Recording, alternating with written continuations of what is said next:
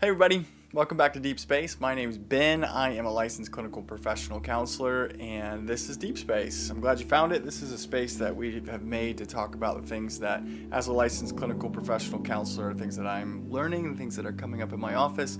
It's mostly for my clients, hey guys, my family, my friends, and then for anybody else that is interested that would like to hear just about things that I'm learning and those kinds of things. So today we're going to talk about something really cool, something that is pretty central to my heart. It is attachment theory. I thought I'd just do kind of like a crash course through it to help you, if it could be helpful to understand what goes into the theory, and just try to do that in a way that makes sense and that's easy to understand. So I know we talked about it a little bit in an episode a while back. I think it was the episode on separation reunion rituals, but I thought we would dig in and kind of go for it. So attachment theory. So where to start? It's really important. It's really good. It's got good science backing it up, and it's really it's kind of a way of understanding ourselves that I find super helpful in my office and can actually change people's lives, change my life, and changes the way that I parent, changes the way that I relate to people, changes the way I understand people about when I'm seeing what they're doing. Attachment theory is a way of understanding what makes us who we are and behave the way we do, especially in relationships. It's all about the theory of relationships. So attachment theory, basically, to just do the brief overview, it basically comes down to three basic needs. There's three basic attachment needs that we have, that when those needs are getting met and things are going well relationally, we bond with the people who are meeting those needs and we connect with them. The needs are comfort, acceptance, and protection. So comfort in this context is like, who is it in our lives that helps us come back from big emotion? Right? Who comforts us when things go really poorly, and when we're hurting, when we're scared, when we're in pain? Who is it that makes us feel better? And whoever that is, if that's going well, they become really important to us. We attach. Acceptance in this context is just sort of like who sees us for who we are, regardless of what we do. Who has our back and understands us and gets us and accepts us for who we are, no matter what. A way to think about this is when something goes down and you end up doing something that is pretty intense or is a pretty big deal. People will either respond to you in one of two ways, right? When you share it with them or when you lean on them, when you go to them for help with it, they'll either, and it might not be explicit, but you'll get an attitude of basically like, I thought that I knew you, but if you're going to do this, then you must not be who I thought you were. It's not accepting. Or they can give you the, I know you. So if you're going to do this, it must have been pretty bad, or must have been pretty intense, or you must have been pretty desperate, those sorts of things. They continually see the best in you and they accept you for who you are, regardless of how bad you screw up. And the last one's protect you. When you're a kid, it's from the boogeyman, it's from the monsters in the closet, from thunderstorms, and from riding your bike without your helmet. When you're an adult, it's I protect your heart. I know that it would break you if I cheated on you, so I won't. I know that when I bring up that you're acting like your mom or you're turning into your dad, I know that wrecks you, so I won't do that. Those kinds of things that we look out for each other. We protect each other's hearts. We know the ways that we could really hurt each other, and so we intentionally don't. When those things go well, we're secure. We have a good sense of our value. We have a good sense of ourselves. We have a good sense of who we are. We are pretty trusting with other people. We let people in. We connect pretty easily. When we have problems relational, we don't like blame ourselves and say that we're the worst ever, or we don't blame other people and say people can't be trusted. We pretty much can handle things on a case-by-case basis. We're pretty comfortable with life. We're securely attached. When those things don't go well, there's two main ways that they show up. One is in personal anxiety. So this isn't just the anxiety of like, I'm scared that the economy is going to collapse, or I'm scared that I'm not even know what I'm scared of. It's not just anxiety of like, I have this random fear. It's more of a personal, like, I don't really believe that I'm worth very much, or that I'm likable, or that I'm acceptable.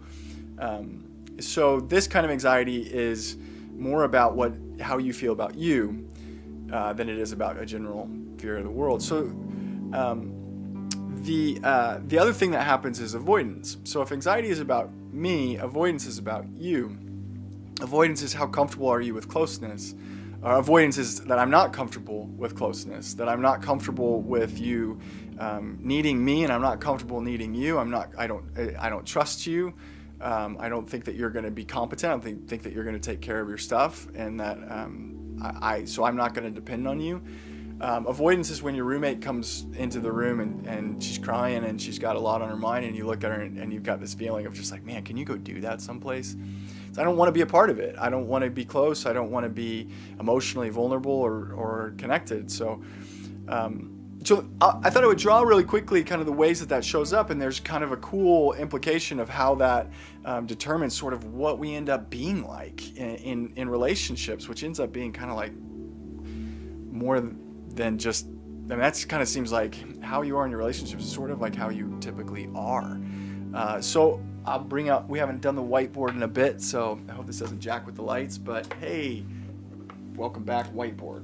So I do this I draw this in my office in reverse from how most of the people that study this draw it, but I think mine makes more sense, at least it does to me, so I like it this way. So I do it this way, where I do boom and up, and then boom and over, like that. So if this is on our vertical is our anxiety, that's how we feel about ourselves. So if you're up here, you've got really big anxiety about you. Are you worth much? Are you safe with other people? Are they going to see the best in you, or are they going to leave you? Are they going to find out that you are not worth being with? And this one is avoidance. So this is, if you're high over here, then this is like, I don't trust people. All right, so check this out. So if you're low and low, right there, you're in the secure box. You're securely attached. You're not too worried about yourself. You're not too worried about other people. But what happens for most people that don't have that comfort, acceptance, and protection go well for them, when it starts to break down, it doesn't really go well. The first thing that people typically do is, let's say we start here, the first thing that goes up is usually our anxiety. So we start asking questions of ourselves, just like, why am I not getting comforted? Do I have the wrong emotions to comfort? Why do you not accept me? Is it because I'm not acceptable? Why aren't you protecting me? Is it because I don't have value? Because I'm not worth protecting? And so usually our anxiety goes up first. And we're high on anxiety, but we're not really high on avoidance yet. This happens to a lot of us even as kids, where we're just kind of like, something must be wrong with me. That's why I'm not getting what I need. More than we look to the outside world and say, what's going on with you? It's more about us. So up in this top box where you're up high on anxiety and low on avoidance, we call this preoccupied. So this is like in relationships, you tend towards a preoccupation with whether or not you're like still cared for and loved and welcome and safe, and so you're like really anxious that the person's going to find somebody better than you. People that are in the preoccupied box can't tolerate like that text message that they saw that you got on your phone and they don't know who it's from, and they're pretty sure that it's from somebody that's better than them and that you're going to like them better and you're going to leave them, and they get worried, so they need a lot of reassurance, they need a lot of check-ins. People up in the preoccupied box, often they get this idea there's going to be a perfect relationship that's going to solve all of this anxiety for them, and that you're going to somehow make that anxiety go away for them. So they have sometimes unrealistic expectations on a relationship that it's just like, it's going to solve everything for me. I'm finally going to find that person who I know will stay with me and make me feel better about myself. And so anything that falls short of that, they get really nervous about. They get really anxious. That anxiety comes back up. So for a lot of people, and the evolution of this can be like really fast. It can take years, but for a lot of people, they eventually say, you know what, maybe it's not just me. Maybe you're not trustworthy either, and their avoidance goes up too, and then they're up in this top right box over here, which we call ambivalently attached. Oh, that's really good handwriting. Oh yeah, that you probably can't even read. That's chicken scratch for ambivalent. So ambivalent attachment is basically like mixed. It's that I need you really, really badly, but I don't trust you. So I really want you to be close, but I don't trust you once you get there. So ambivalently attached people do a lot of this thing where they're like, get away. Come on. At the same time, they're giving you this message. They're like, help me out here. Why aren't you helping me? Don't help me like that. Don't come any closer to me. What's wrong with you? I need you and you never help me. Like it's really kind of messy. Ambivalent attachment can be pretty chaotic. It can be kind of tough to keep track of, pretty inconsistent. Just like one day you need me really badly, and other days you just like are super pissed at me, and it's hard to keep. It's hard for me to keep my head wrapped around when I'm good, when I'm bad, when you need me, when you don't. It's just really a mixed feeling, so it can be pretty chaotic. Just really quickly on a side note about that, abuse can skip people straight up to here. Abuse can make them that dotted line, right? Because think about what abuse says to a person. You're not worth protecting. You're worthless, and I'm scary. So abuse can make that happen really quickly. But for a lot of people, that progresses even further, and they stop with the anxiety. They figure out, you know what? I can comfort myself. I can protect myself. I can accept myself for who I am. I don't need other people to do that. In fact, I don't trust other people at all. And so I'm going to do all of this on my own. And so they get down into this bottom box, and we call this dismissive. Boy, handwriting. I hope you're not relying on this. This is more just a visual. I hope you don't actually rely on that. So dismissively attached people are people that actually look a lot tidier than the anxious people. Because they've given up on counting on other people. They don't have those messy like bids for attention. They don't have those needs that are like, hey, I need you to come through for me. They look out for themselves, and they primarily are protecting themselves. So all three of these other boxes are versions of insecurity, right? You can have, this shows us like what kind of insecurity you're dealing with. Are you dealing with the insecurity of like, I think that I suck, and I think that the rest of the people in the world are great, and so I'm trying to figure out how I can have the great people like me even though I suck? Are you mixed and you're feeling like, man, I don't know, I really need people and I want them to help me feel better, but I don't ever trust them to do it, so I'm constantly upset with them. I'm constantly going in this back and forth tug of war, even within myself. I'm insecure about them, but I'm also insecure about me. I don't know what to do with that. Or are you insecure in the sense that I don't trust people, I won't let people in, and so I'm not going to be cool with intimacy, I'm going to not be cool with connection, and I'm really going to hold people out. Where you land on that says a lot about how you handle relationships. One way that I think about it when I'm trying to figure out with a client or something is that what they're describing to me, the insecurity that they're describing when they're describing it, is it more like, I'll ask them, so think back to like junior high or high school, right? In that big cafeteria with all the people in it, you don't know where to sit, and first day of school, you're walking up to a table, right? You've made your mind up, I'm going to go sit at that table over there. You're walking up to that table. As you're walking up and you feel insecure, are you feeling like, I'm insecure because I know I'm not as cool as them, but I'm going to try it anyway. I'm going to hope that I can fool them somehow, and I'm going to see if I can be a part of that group.